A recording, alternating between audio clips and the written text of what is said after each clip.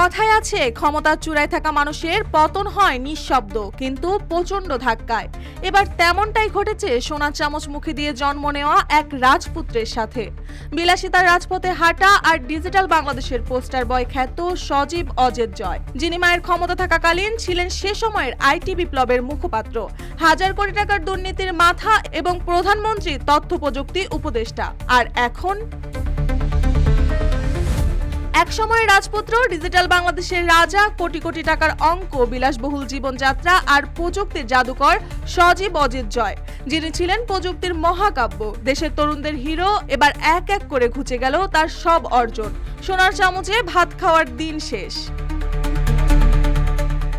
কিন্তু কি এমন ঘটলো যে সজীব অজেদ জয়, সেই 5,500 কোটি টাকার বিজ্ঞানী, এখন নিজেই কষ্টে দিন কাটাচ্ছেন? এক সময় যিনি প্রযুক্তি নিয়ে বড় বড় বুলি আওড়াতেন, আজ তিনি কি খুঁজছেন? কি হারালেন তিনি, আলো, গৌরব নাকি নিজেকে?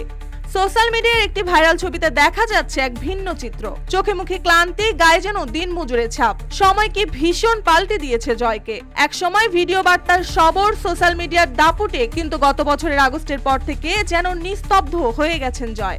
অসঙ্গত কিছু পোস্ট ছাড়া আর কিছুই নেই, নেই কোনো ব্যাখ্যা বা প্রতিক্রিয়া। 150 কোটি টাকার আবিষ্কারের বিজ্ঞানী এখন রাস্তায়।